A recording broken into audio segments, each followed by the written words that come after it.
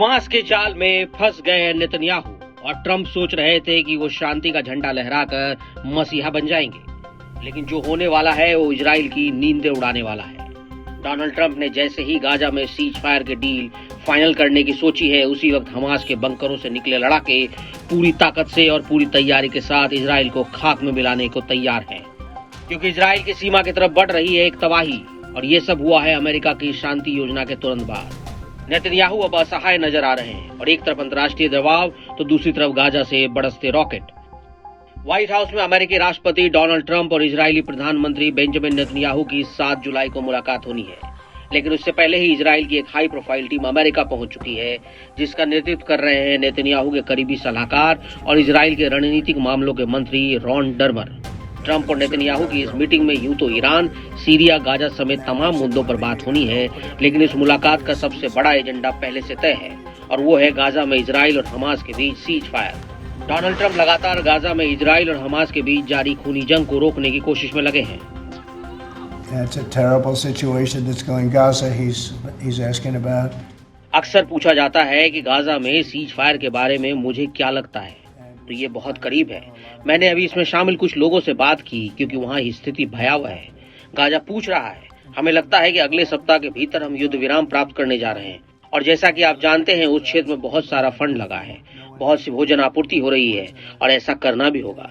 मैं उन लोगों की भीड़ को देखता हूँ जिनके पास भोजन नहीं है, कुछ भी नहीं, और आप जानते हैं हम ही हैं जो इसे वहाँ पहुँचा रहे हैं। इसका कुछ हिस्सा कुछ बूढ़े लोगों द्वारा किया जा रहा है। आप जानते हैं, आप इसे देते हैं और आप इसे बांटते हैं, और इन्हीं लोगों की आपको देखभाल भी करनी चाहिए।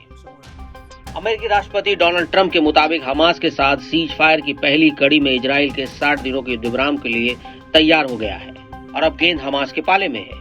वाशिंगटन में मौजूद नेतन्याहू के प्रतिनिधि रॉन डर्मर और उनकी टीम ने ट्रंप के प्रतिनिधियों के साथ कई घंटों तक चली मीटिंग में सीज फायर की शर्तों पर सहमति बना ली है, लेकिन अब सभी की नजरें हमास पर है। हमास पहले ही कह चुका है कि वो युद्ध समाप्त करने वाले किसी भी समझौते के तहत बंधकों को रिहा करने को तैयार है, जबकि इजराइल का कहना है कि युद्ध तभी खत्म होगा जब हमास को निशस्त्र और नष्ट कर दिया जाएगा।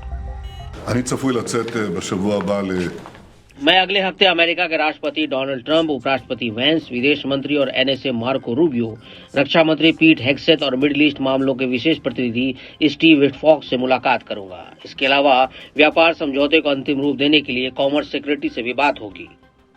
अब सवाल ये है कि क्या नेतन्याहू की सेना फिर से गाजा में घुसने वाली है, या ये सीज फायर इजराइल के लिए एक विनाश का फंदा साबित होगा। ट्रंप पहले ही साफ कर चुके हैं कि अमेरिका अब इस युद्ध को विराम देने के लिए गंभीर है।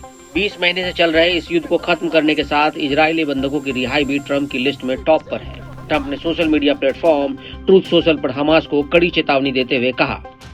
वहीं 7 अक्टूबर 2023 को हमास ने इजराइल पर अचानक हमला कर करीब 1200 लोगों की जान ली थी। इस हमले में हमास के लड़ाके 251 इजरायली नागरिकों को बंधक बनाकर गाजा ले गए थे। इसके जवाब में इजराइल ने गाजा में भीषण सैन्य कार्रवाई शुरू की, जिसमें अब तक 60,000 से ज्यादा फिलिस्तीनी मारे जा चुके हैं और इसमें ज्यादातर मासूम नागरिक हैं। इस संघर्ष ने गाजा के 23 लाख आबादी को विस्थापित कर दिया और ज्यादातर इलाके को खंडहर में बदल दिया था।